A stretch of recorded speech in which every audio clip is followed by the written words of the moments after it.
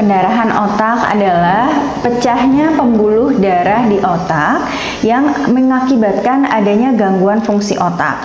Pecahnya pembuluh darah di otak sebetulnya bisa dibagi menjadi dua, baik itu pecah secara spontan tanpa disebabkan oleh benturan atau pecah yang disebabkan oleh benturan, misalnya karena jatuh, kecelakaan, dan sebagainya.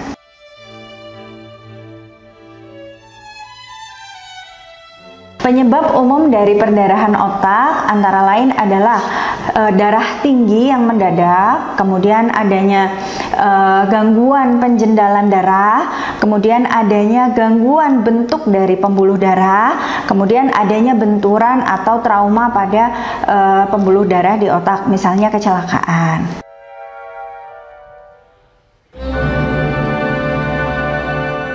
Gejala yang dialami oleh seseorang yang mengalami gangguan pendarahan otak yaitu bisa dilihat dari di mana lokasi pendarahan itu. Misalnya, ketika terjadi di batang otak, maka pasien bisa tiba-tiba saja tidak sadar.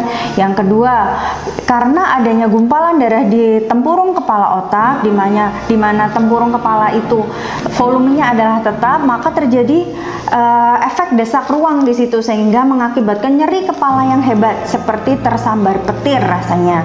Kemudian yang kedua juga adanya pandangan kabur. Mengapa? Karena volume di dalam tempurung kepala menjadi bertambah, terjadi peningkatan tekanan di dalam kepala yang mengakibatkan penekanan pada fungsi saraf mata sehingga muncul gejala pandangan kabur. Selain itu juga bisa muncul kejang, kemudian kelemahan sesisi, kemudian juga bisa terjadi peloperot berat, tergantung besar dari pendarahan dan letaknya ada di mana.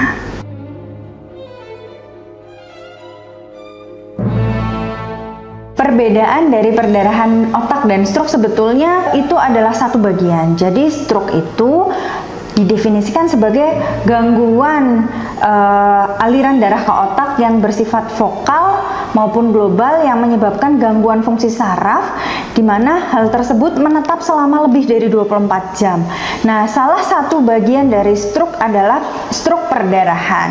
Tapi perdarahan di otak itu sendiri juga bisa disebabkan karena bukan dari stroke ya, misalnya terbentur. Nah, terbentur pecah pembuluh darah di situ, itu yang disebabkan perdarahan otak karena cedera kepala seperti itu.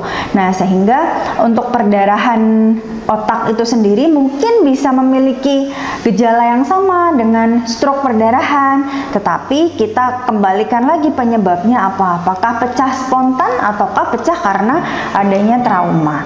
Secara umum seperti itu.